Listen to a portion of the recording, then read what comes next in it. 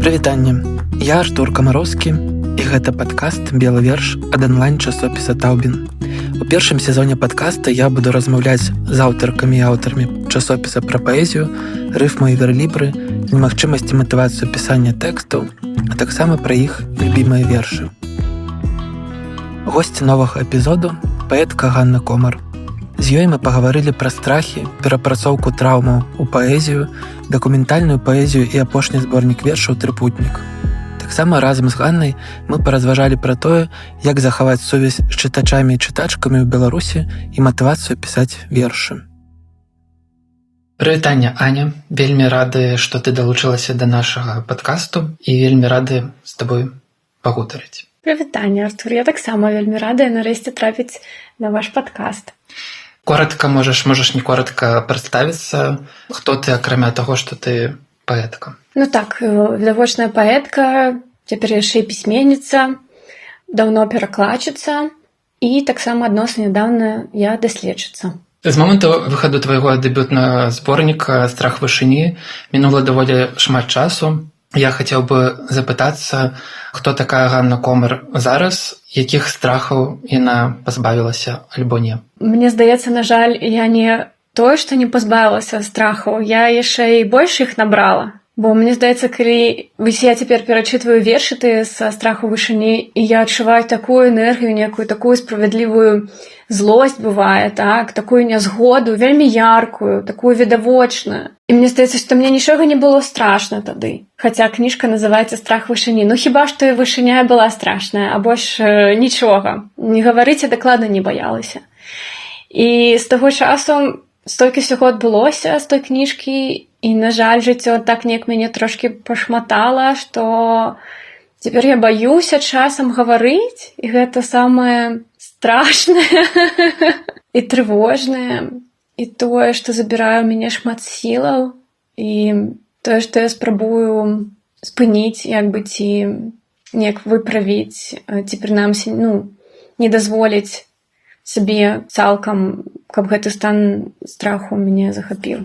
Ты кажаш пра страх гаварыць, які ты дадала да спісу сваіх страхаў. Мне цікава чаму, таму што, здаецца, з аднаго боку ты жывеш зараз у іншай краіне, дзе выказвацца можна і няма ніякіх перашкод, але тым не менш гэты страх у цябе з'явіўся. І з чым ён звязаны, з кантэкстам, у якім ты зноў знаходзішся, ці з чымсьці іншым? Мне здаецца, ён з'явіўся яшчэ ў Беларусі, альбо вельмі хутка пасля як я з'ехала з Беларусі. Дзесьці ў той час, у 20-21 годзе, з'явілася самацэнзура. Мне здаецца, гэта звязана з самацэнзурай. І я зразумела, што, напэўна, вось калі мне няма чаго было губляць, калі ў мяне не было ніякага статусу, я пісала для сябе, пасля раптоўна гэта стала патрэбна камусьці яшчэ, але я ўсё яшчэ гнала на гэтай смеласці, на некай гэтым максімалізме, на некай правакатыўнасць гэтая была, у мяне перфарматыўнасць такая была.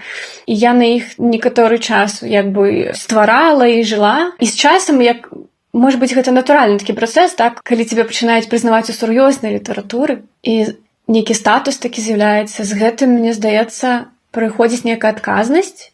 Прынамсі, у мяне так гэта працуе. І вось гэтая адказнасць, мне здаецца, і з'яўляецца адным з такім чыннікаў, які замінае мне, вось ён стварае такі блок унутры мяне.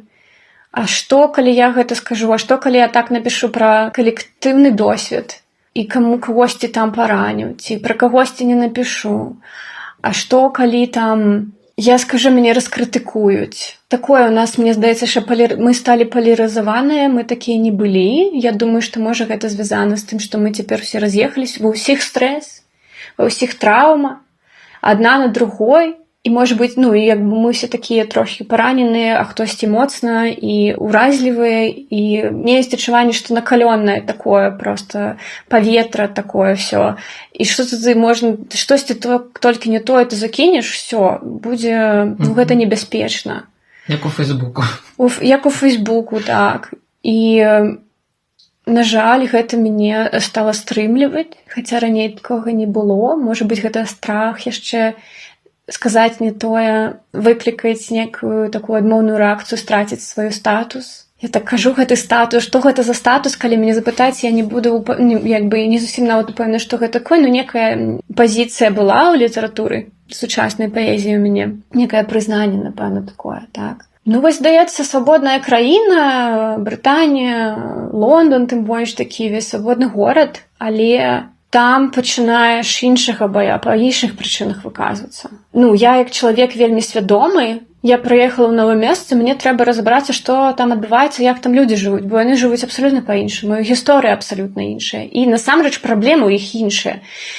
Можа быць, звонку, калі ты там турысткай прыязджаеш у Лондоне, здаецца, што ўсё так цудоўна, яны тут все так шыкоўна жывуць, ну, в сіці, канешне, яны шыкоўна жывуць, у банкаўскіх сваіх там сістэмах працуючы, ці дзесьці яшчэ, але там вельмі шмат праблем. І там колькі такая культурная, шматнацыянальная гэтая прастора, то даволі складана зарыентавацца, і я, напэўна, стала акуратнай такой, таму што часам лепш прамаўчаць, паслухаць і падумаць, зрабіць рэсёрч свой, пачытаць, разабрацца і тады ўжо выказвацца. Насамрэч гэта займае шмат часу і сіл, і іх бывае проста няма. І, на жаль, гэта заканчваецца страхам сказаць, таму што сказаць не тое. Усё ж такі, калі ты з'ехала, то ты апынулася ў новым кантэксце, у якім могуць не спрацоўваць уже тыя нейкія метады і спосабы выказвання, якія былі рабочымі ў Беларусі, у тым кантэксце, у якім ты раней была.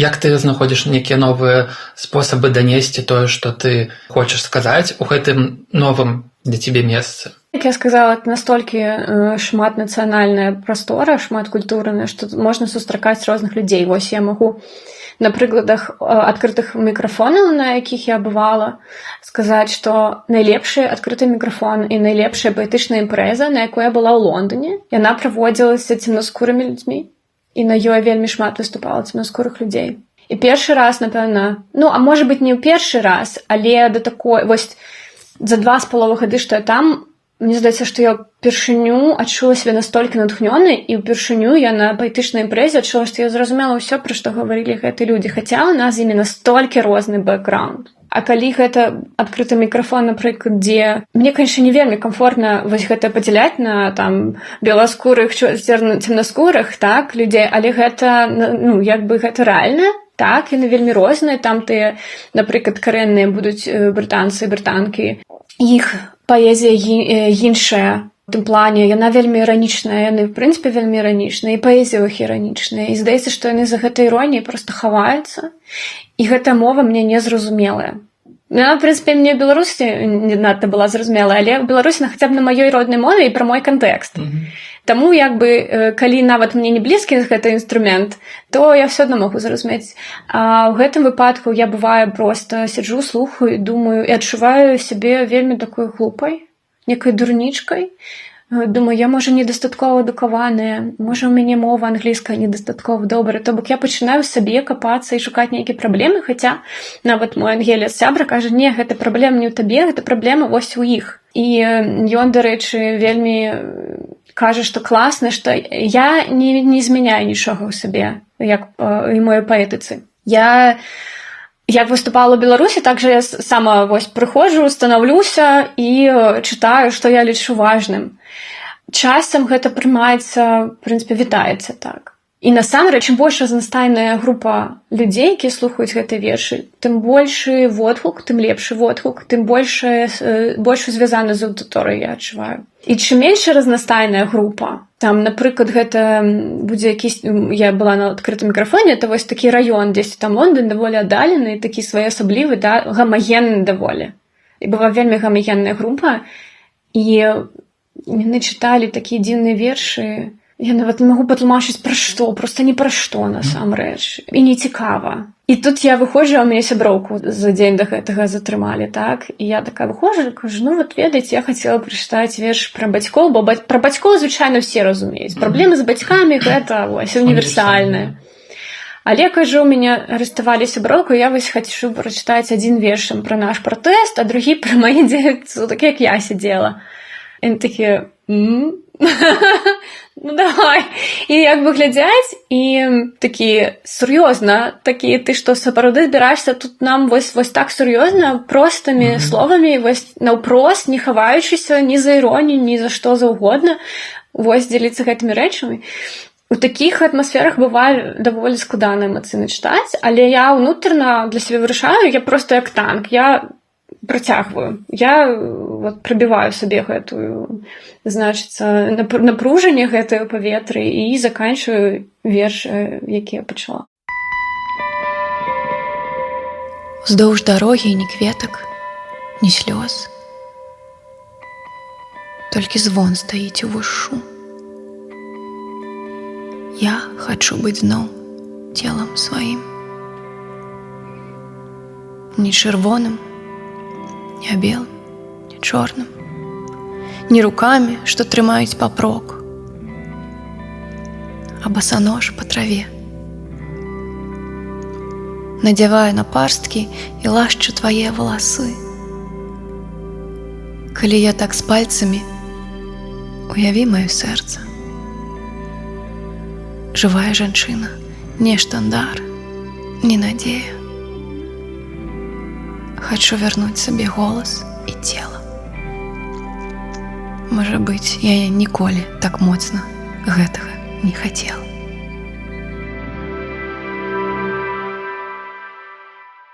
Ну вось ты пачала гаварыць пра эмоцыі і, напрыклад, я калі чытаю твае вершы, асабліва вось гэты першы зборнік, я уяўляю аўтарку гэтых вершаў ва ўсім спектры эмоцый, і прытым гэтыя эмоцыі вельмі максімальна выражаныя. То бок, калі гэта нейкі страх, то гэта максімальнае пачуццё страху. Калі гэта пачуццё радасці, то гэта некая максімальная радасць. Хаця там, напэўна, радасці найменш у кнізе.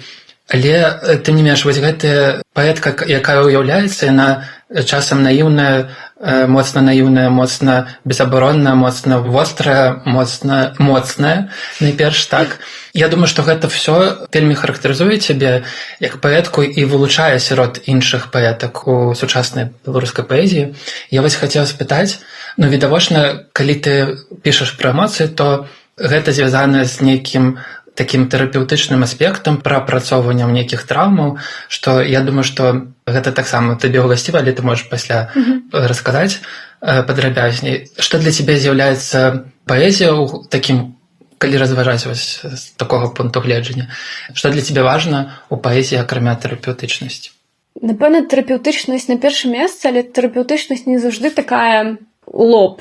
Бо з чаго яна пачалася, гэтая тэрапеўтычнасць для мяне? З таго, што мне не было з кім дзіцём і падлеткам мне не было з кім падзяліцца сваім болем, сваёй самотай і пачуццём некай безнадзейнасці. Ніхто мяне не чуў. Я адчувала, што мяне не чулі дома. Яны сябе не чулі, як яны маглі мяне пачуць. І гэта быў спосаб і сябе пачуць мне найперш, і пачуць, што я адчуваю, і выпусціць гэта, каб жыць увогуле, так? Каб не паехаць дахам, глуздамі. І пасля я думаю, што гэта трансфармавалася. Я не думаю, што назаўжды для мяне было, ну вось, такім тэрапеўтычным. Я думаю, што я асабліва в апошнія гады гэта такі калектыўная тэрапія для мяне стала. Бо, як я казала, я на сябе взяла гэту адказнасць. Не ведаю на што, мяне ніхто не прасіў яе браць на сябе, але, ну, я, напэўна, па-іншаму не магу, і мне трэба ведаць, што я штосьці раблю, і вось я такую місію сабе, значыцца, прыдумала, каб надаць сэнс всяму гэтаму, што я раблю. А так, гэта так, спосаб быць пачутай, і пазней гэта такі спосаб. Я ніколі не ўмела камунікацыі вось наўпрост з людзьмі. Мне заўжды складана, насамрэч. Я даволі ўсё адно сціплы, так не скажаш, асабліва калі я на сцэне, але я ўсё адно даволі сціплы чалавек. І мне можа даволі быць складана нават пачаць, бывае, размову з кімсьці, гутарку. І гэтак далей. І як бы паказаць, якая я насамрэч. Бо часта людзі мне кажуць, ты такая моцная, ой, ты там добра так выглядаеш, а я думаю, вы не уяўляеце, што ў мяне ўнутры адбываецца, і як я кожны дзень ледзь падымаюся там з ложка умоўна, так, і проста барацьба гэта ўнутраная пастаянная, і мінулае гэта, якое пастаянна накатвае, вяртаецца, і вось яго трэба прапрацоўваць за ўсю сям'ю, за ўвесь род, так, бо я, відаць, той чалавек, які вось гэтую родавую траўму такі разрульвае. Ну, як ты ж не зможаш чалавеку, ты толькі там пазнаёміўся, ты ж не можаш адразу пачынаць тлумачыць. Я так спрабавала ў сваіх апошніх стасунках, і чалавек проста думаў, што я свае праблемы на яго выліваю. Я спрабавала патлумачыць што я думала будзе эфектыўнай камунікацыяй, тлумачыць сабе, што я вось паводжу так, таму што так, а чалавек пужаўся, думаў, што я на яго праблемы свае выліваю. А ў вершах все зразумела, чытаю, і мне нічога не трэба тлумачыць, таму што там як бы людзі бачаць все адразу. І вось то для мяне гэта таксама спосаб паказаць, якая насамрэч унутры.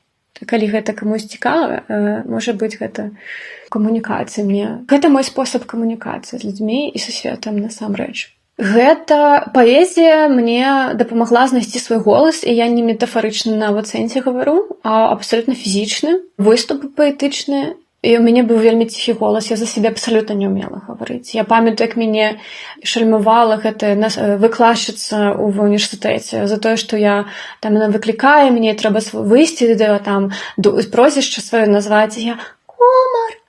Она такая, скажи гучна, комар. І прямурна гэта, канешне, гвалт быў для мяне, я не магла. І я навучылася за гэтыя гады ўсіх выступаў. Мікрафон, дарэчы, таксама дапамагае, бо мне здаецца, спачатку я гаварыла ў мікрафон, а пасля ўжо навучылася, в прынцыпе, напэўна, настаўніцтва маё, канешне, двухгадовае таксама дадала. Але так, вершы вось моцна, таму што ты стаіш на сцэне, і мне важна, каб вось мяне чулі, так. І таму развіўся, напэўна, менавіта гэты голас. І гэта для мяне выхад такі вось да больш шырокага свету. Дзякуючы паэзіі я маю вось уже цяпер дарослым чалавекам, раней гэтага не было, і з часам зноў жа з гэтай некай вагой, якую я там набыла, можа быць, як паэтка, літаратарка, і актывістка, так. Час ад часу мне кудысьці запрашаюць на якісь там фестываль ці што. І гэта такая магчымасць, такі бонус прыемны, бо мы ж, в прынцыпе, не атрымліваем за паэзію нічога. Добра, што і мы самі ўкладваемся. І тут як бы магчымасць вось кудысьці з'ездзіць, з кімсьці пазнаёміцца, ажывіцца там, ідэямі гэтымі абмяняцца, так, пазнаёміцца са светам шырэйшым. Гэта таксама для мяне паэзія стварыла такія магчымасці.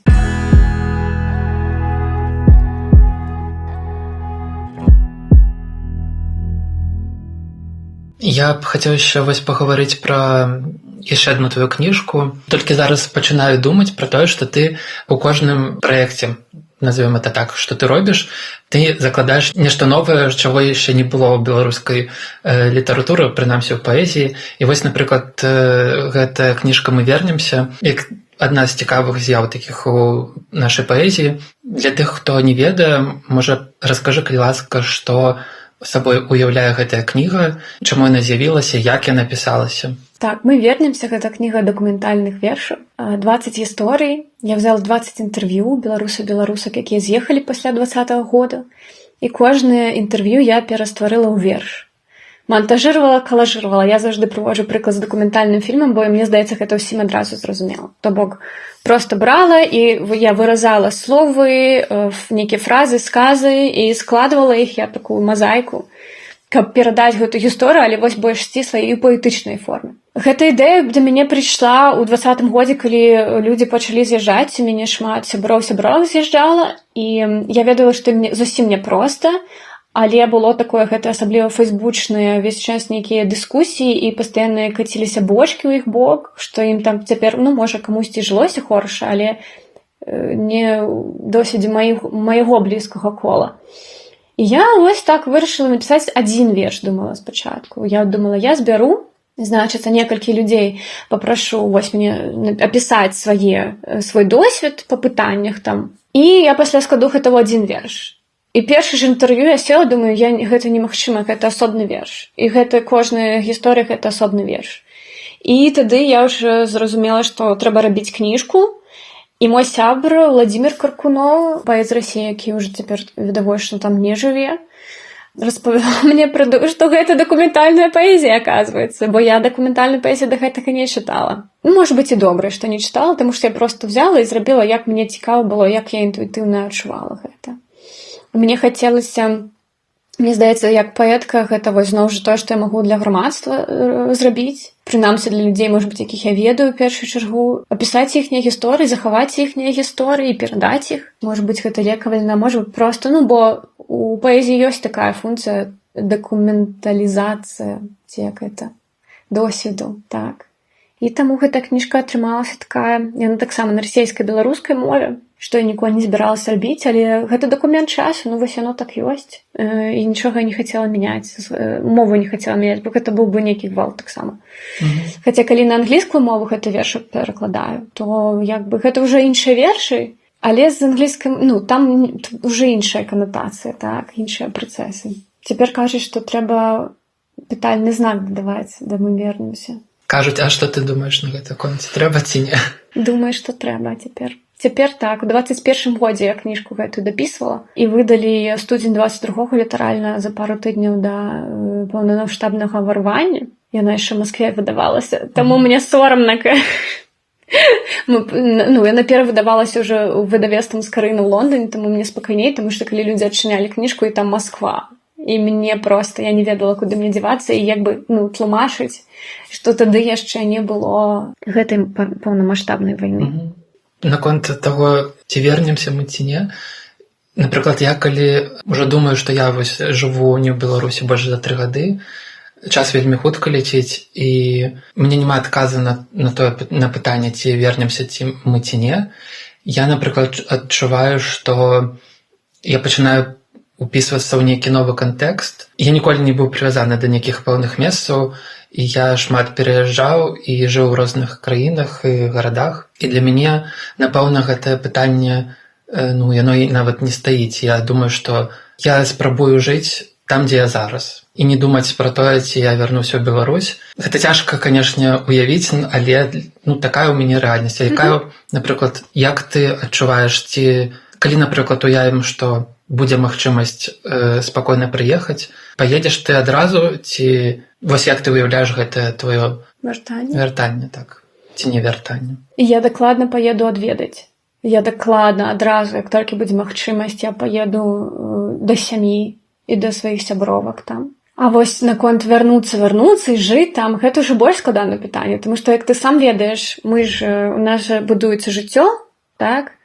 Я вучуся ў дактарантуры, я ж не магу яе проста кінуць, таму што абставіны змяніліся. Для мяне гэта ўжо, ну, справа жыцця, пры тым, што я там больш пішу пра Беларусь. Мне трэба яе завяршыць, у мяне ёсць будучыня, пра якую мне трэба думаць, прафесійнае развіццё, пра якое мне трэба думаць. Тое, што можна будзе вярнуцца ў Беларусь, аўтаматычна не вызначыць маё жыццё, не вырашыць мае дылемы, праблемы, маю там кар'еру і гэтак далей.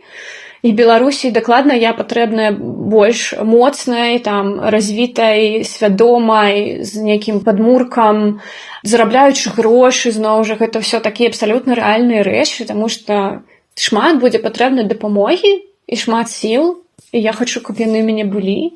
Так што я думаю, што не факт, што я вось адразу будзе залежаць ад абставінаў насамрэч. Але ў мяне ёсць ідэя, што б я магла рабіць у Беларусі, напрыклад. І тое ж літаратурнае, што я магла б рабіць. І гэта ўжо не пра сваю літаратуру, а пра то, як перадаваць далей гэтыя навыкі, некае разуменне, некія інсайты, разуменне, нешта, чаму я навучылася, як гэта перадаваць далей, там, зноў жа, на карысць грамадству.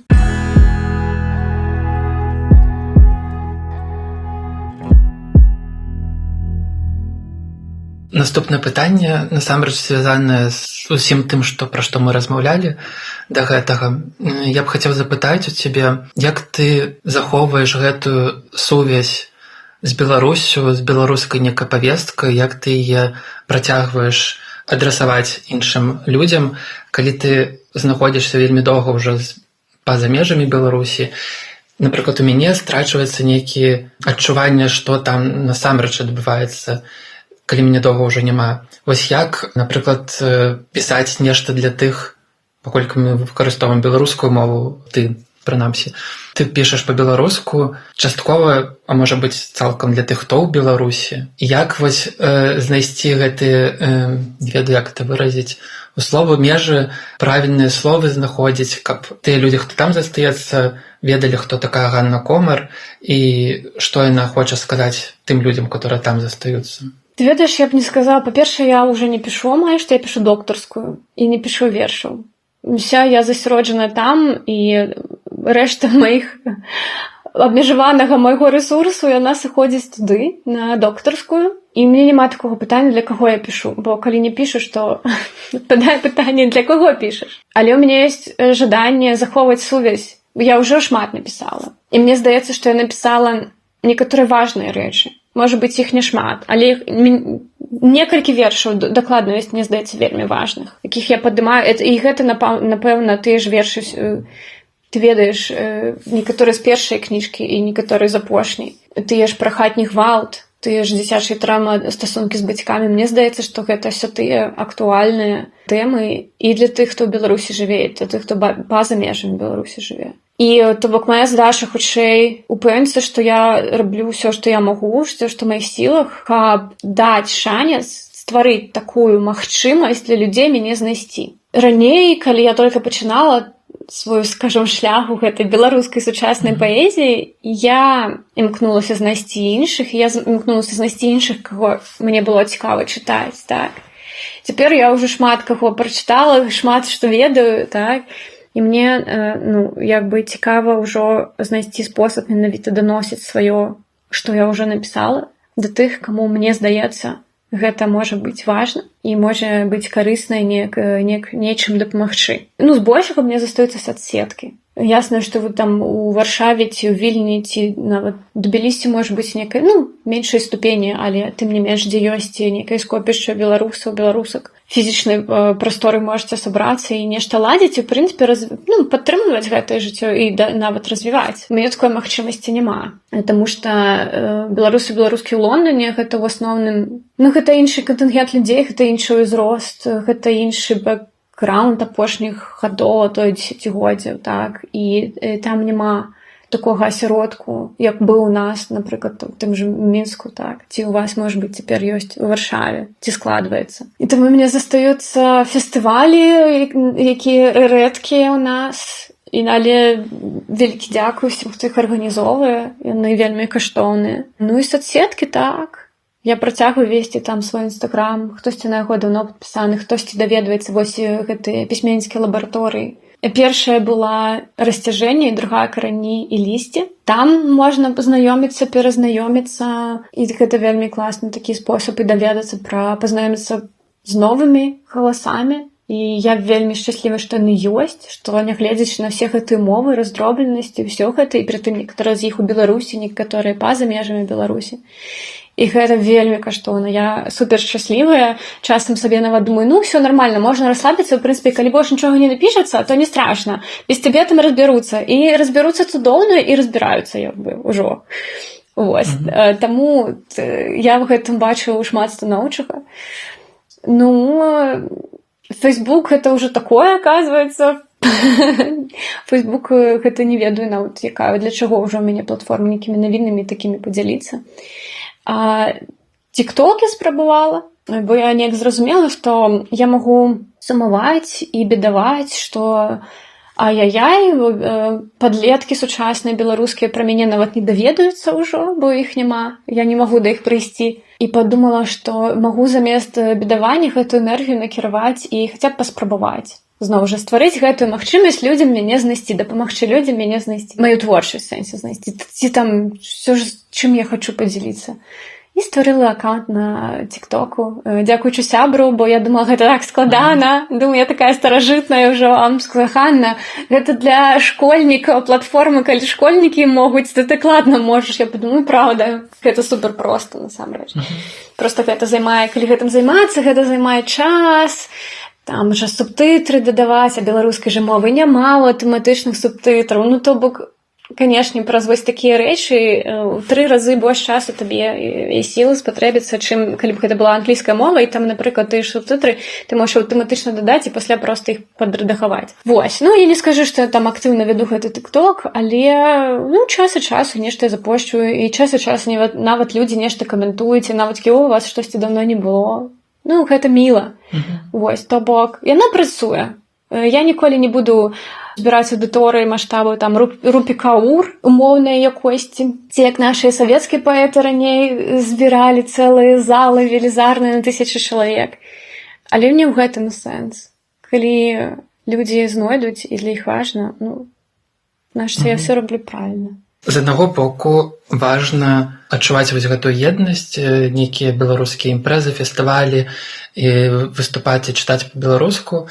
Але з іншага боку, я і на тваім прыкладзе гэта заўважна, што таксама іншая рэч, што трэба знаходзіць, вось ты, мы казалі ўжо пра тое, што ты жывеш у Лондоне, там некая іншая аўдыторыя, і ты ім расказваеш пра тое, што табе важна расказаць. І вось твой новы зборнік, апошні, паэтычны, так, ён якраз прыклад таго, як можна працаваць на не толькі для беларусаў пісаць нешта зразумелае беларусам, а таксама спрабаваць расказваць не толькі са сцэны дзесьці, а вось у такім матэрыяльным выглядзе кніжкі расказваць, каб людзі чыталі з іншых культур і з іншымі нейкімі уяўленнямі пра паэзію, не ведаю, пра жыццё, чыталі беларускую паэтку. Раскажы, калі ласка, пра гэту вось кніжку. Яна напісана, выдадзена на 2 мовах, беларускай і англійскай. Чаму вось так? Ну, я думаю, што адказ відавочны, але проста хацелася б пачуць ад цябе гэта ўсё. Так, трыпутнік, ці арыгінальная англійская назва Ripword, якую большасць ангельцаў не разумеюць, што гэта такое слова азначае. Ну, першапачаткова, шмат гадоў таму, я пачала перакладаць свае вершы на англійскую не для славы, а у мяне з'явілася і пашыралася кола англамоўных сяброў. Гэта, напэўна, было года з 2016-го, як я паехала на LARP-школу, і ўсё. І я хацела, каб яны маглі прачытаць мае вершы. І я проста паціху перакладала. А пасля з'явілася магчымасць першую маю кніжку выдаць не цалкам, але тое, што я выбрала адтуль, на беларускай і на англійскай мовах. Recycled называлася гэтая кніжка. І я проста працягвала, але ўжо дадалося тое, што там і кудысьці я на міжнародную некую арэну умоўную стала выходзіць і дзеліцца гэтымі вершамі, і дзесьці і перакладаць іх, можа быць, камусьці прасцей там з англійскай мовы. Бо гэта ж мае пераклады. Гэта азначае, што і той верш арыгінальны, па сутнасці. І беларускамоўны, і англамоўны верш арыгінальны. У іх нават часам бывае, можа адрознівацца якісьці слова, фраза, таму што я ў працэсе перакладу перастварэння памяняла, бо я вырашыла, што так цікавей. Вось, то бок, гэта дае шмат свабоды. І я, да рэчы, заўважаю, што многім цікава, што там нават тым, хто беларускую не разумее, гэта большасць людзей у свеце.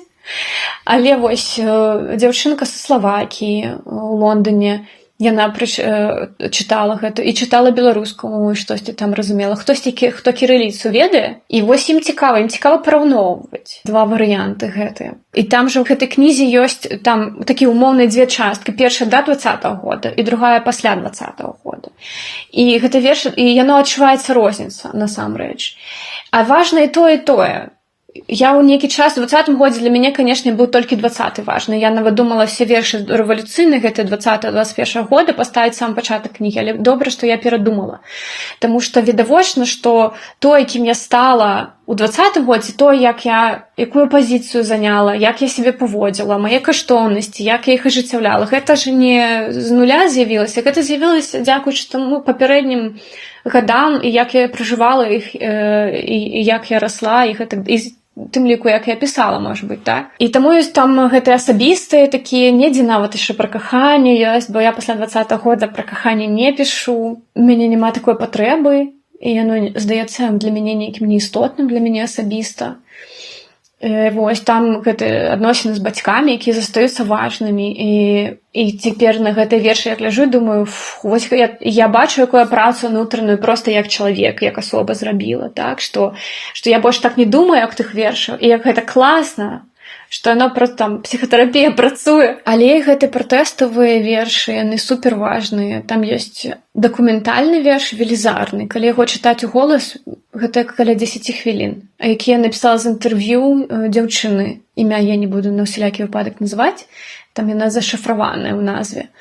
Пра 9 жніўня, з 9 на 10 і яшчэ 4 дні, як яна была на Крэсцінай і назірала, праходзіла сама і была сведкай катаванняў гэтых жудасных. Вось гэта тая дакументалізацыя, так, як мы чулі, напрыклад, як украінскія пісьменніцы, пісьменнікі, ну, в дадзеным выпадку я маю на ўвазе Вікторію Амеліну, якая была забітая ракетным ударам, як яна стала дакументаваць ваенныя злачынствы. Так і я, в прынцыпе, намагалася, наколькі я магла, у пэўнай ступені дакументаваць катаванні, праз якім праходзілі. Я не думаю, гэта не патрабавалася шмат. Думаю, што з гэтага аднаго верша ўжо шмат зразумела, але гэта таксама распавядае людзям і паказвае маштаб гэтага гвалту. Ну і такое, мне здаецца, ён перадае дух часу і наш настрой, бо я не бачу ніводнага ахвярнага там верша. Мне здаецца, там няма слабой пазіцыі,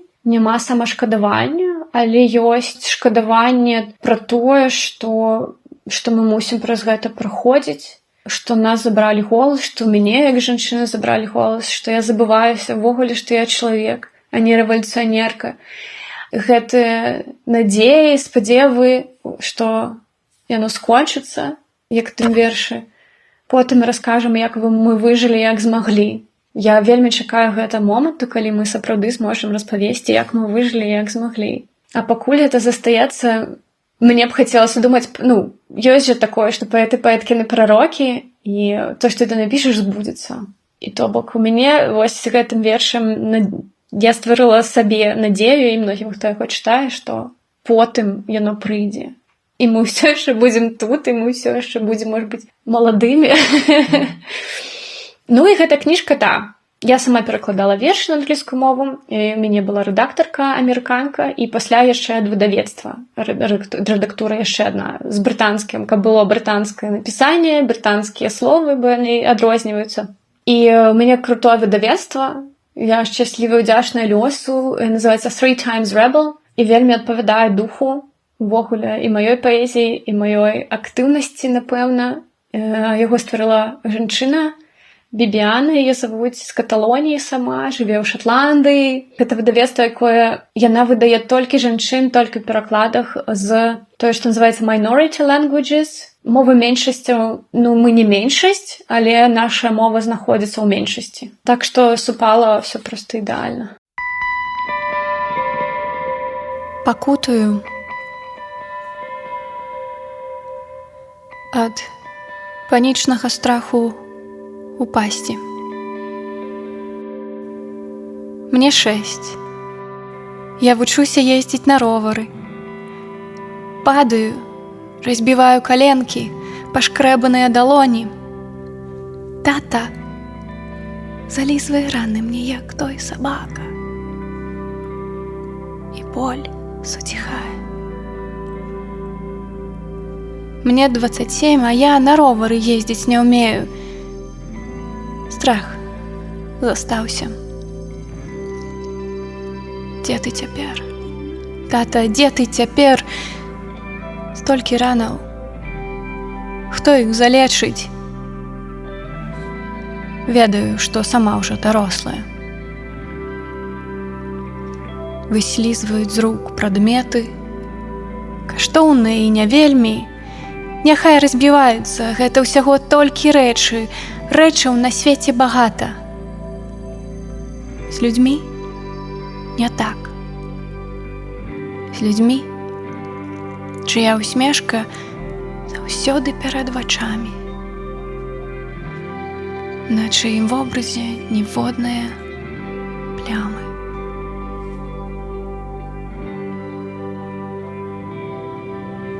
Так доўга мы без цябе тут, мой светлы сябра.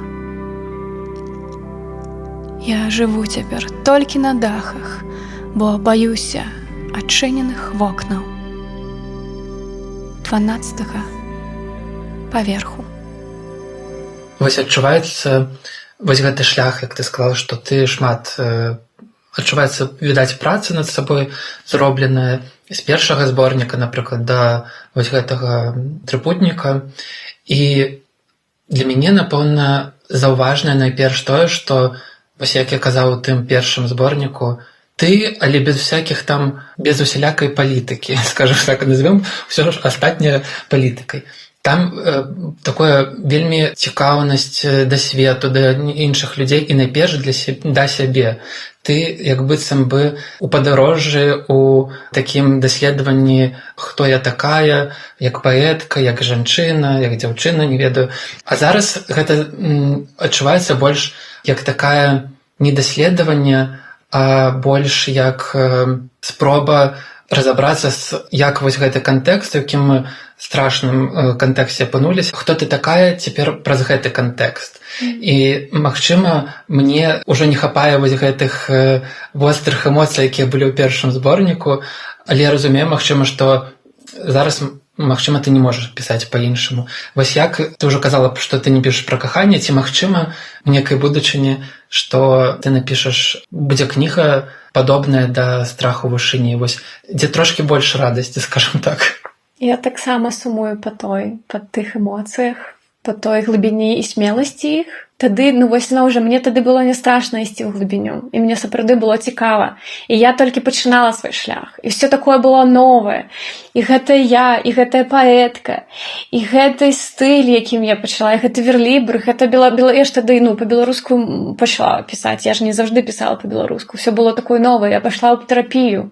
Вось гэты верш мой «Ляліка», ён напісаны пасля сесіі псіхатэрапіі, на якой я зразумела, боже мой, так мае бацькі мяне, канешне, моцна падвялі, мякка кажучы. І адбываўся вось гэты працэс, я была ў стасунках доўга, 8 гадоў. Пасля я абралася шлюбам, і я расшлюбілася, і пасля пачалося гэтае шалёнае проста дабіранне ўсяго, што я не дабрала, і гэтыя раманы проста па ўсім свеце.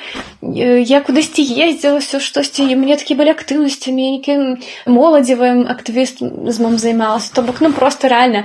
Але сапраўды кантэкст быў іншы. Гэта трэба разумець, што гэты час страх вышыні ствараўся дзесьці паміж 2015 і 2017. Гэта быў вельмі просты час для, як вельмі просты, для кагосьці, напэўна, не просты. І ў маім жыцці ён не быў не просты, але ён быў у нашым кантэксце даволі спрыяльны. Так, нас не шчмілі, хоць нам і не дапамагалі. І можна было спрабаваць і развівацца, не было так жудасна і страшна жыць у краіне, не было, нас не зневольвалі ў такіх маштабах, не збівалі, не катавалі у суседняй краіне, нідзе вайна, то бок. І я магла даследаваць, проста жыць, я нават тады не разумела, што мае вершы палітычныя, што мае фемінісцкія вершы — гэта палітычныя вершы, так? Я падзяляла гэта і казала, што я ў культурнай апазіцыі. Всё было вельмі такім чынам лягчэй. І, канешне, пасля з часам, як і працэсы мае працягваліся даследаванні, так і я сталела, і працавала я ў іншых кантэкстах ужо, і жыла, іншыя працэсы праходзіла, так. То бок, всё яно мянялася. А пасля ўвогуле стала я не хачу, цяпер, мне здаецца, камусьці, можа быць, цяпер патрэбныя гэтай правакацыі і гэтай суперяркай эмоцыі, але калі ў цябе накалёныя нервы, а гэта тое, што з намі многімі адбываецца, асабліва калі ты працягваеш чытаць навіны з дому. А я працягваю чытаць навіны з дому і працягваю штосьці рабіць і неяк намагаюся падтрымліваць людзей, дапамагаць і цікавіцца жыццём грамадзянскай супольнасці беларускай, наколькі гэта яно існуе, гэтае жыццё. І мне здаецца, што мы ўсё адно жывём па паўсядзённым стрэсе, нявызначанасці штодзённай, што з намі будзе заўтра, асабліва калі ты пачынаеш думаць пра будучыню. Абсолютна банальныя рэчы, тыпу пенсіі там. Мы, канешне, маладыя, там нам 30+, але жыццё хутка ідзе. Мы ж таксама не чакалі, што нам з дому прыйдзецца з'ехаць, а прыйшлося. Я цяпер гатовая да ўсяго. І таму няма, і таму яны больш ціхія такія, больш асцярожныя. І тыя вершы, якія цяпер, напрыклад, іх мала, але якія я напісала, дапусцім, для дысертацыі, яны яшчэ іншыя, яны ўжо адрозніваюцца ад першай кніжкі і ад апошняй. І яны нагадваюць мне, ёсць такі стыль у, прынамсі, візуальным мастацтве, уяўленчым мастацтве, прымітывізм. Это вось, напрыклад, малюнкі. Я была на выставе, там проста кветачкі, нібыта дзеткамі намаляваныя, але намаляваны дарослым чалавекам з вялікім стажам мастацкім і гэтак далей. Вось мне здаецца, што мае вершы, яны цяпер нагадваюць вось гэты стыль прымітывізм. І гэта вельмі цікава. Я гэта раблю не наўмысна, так атрымліваецца. Адзін наш агульны знаёмы, ну як знаёмы, проста чалавек, якога мы ведаем, сказаў, што ён ведае, што верш не можа спыніць танк. І мяне чамусьці гэта неяк зачапіла.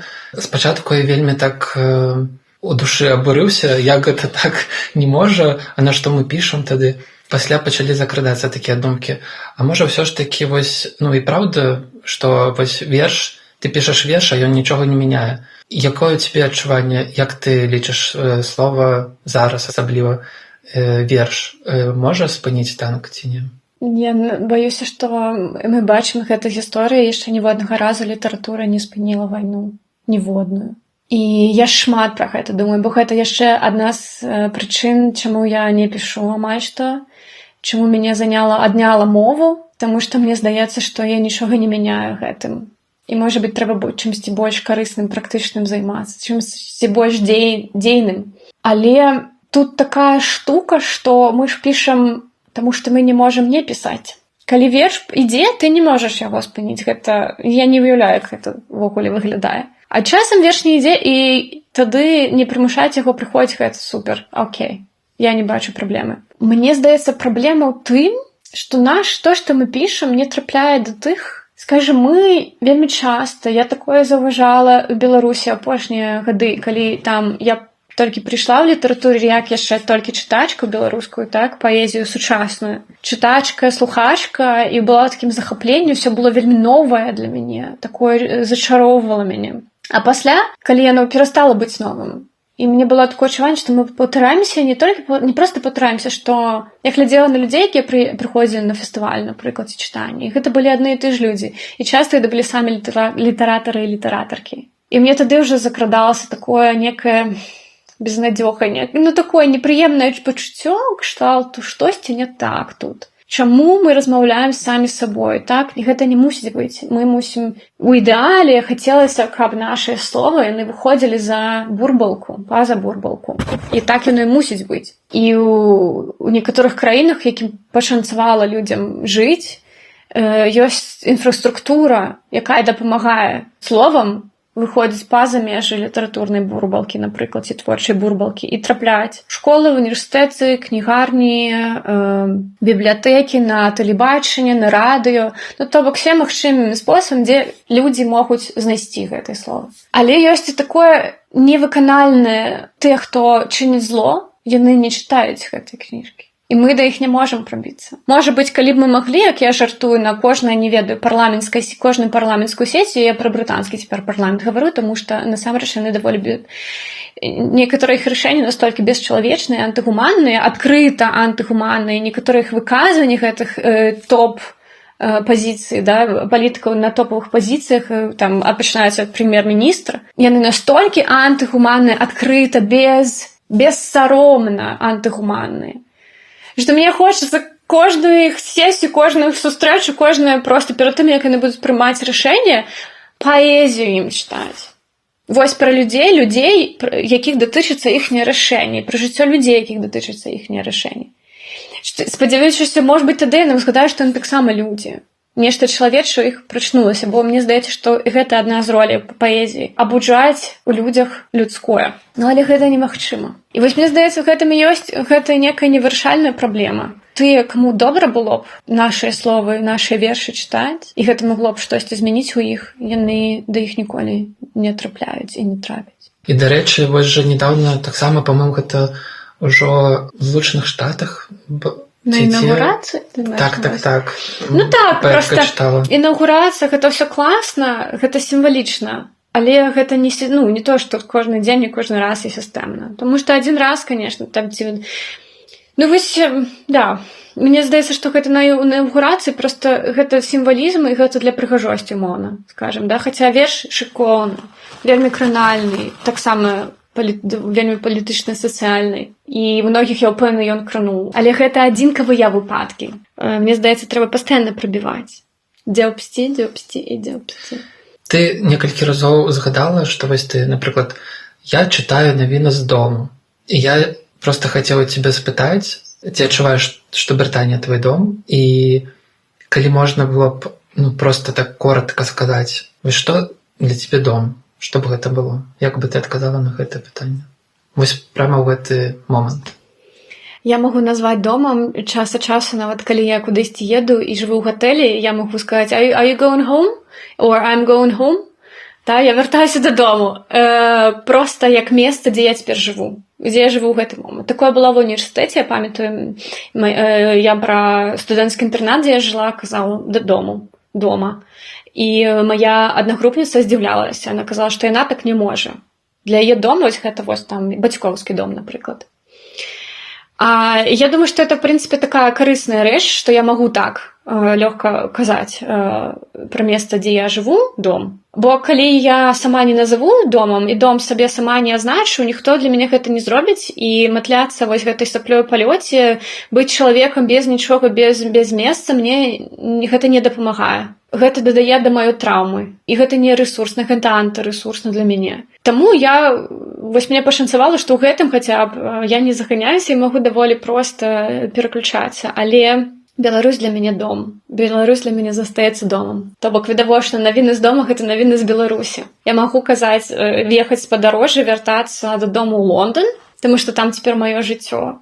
Але таксама я званю дадому у Барановічы. То бок гэта нейкія ўсё ж такі два розных дома. Гэта два розныя дамы, да. Такі больш практычны, для выжывання паўсядзённага, важны, істотны, і сімвалічны дом з каранямі, з дзяцінствам, з вельмі важнымі этапамі жыцця, той, які, не забраць у мяне насамрэч, што б не здарылася. Дзякую табе за размову.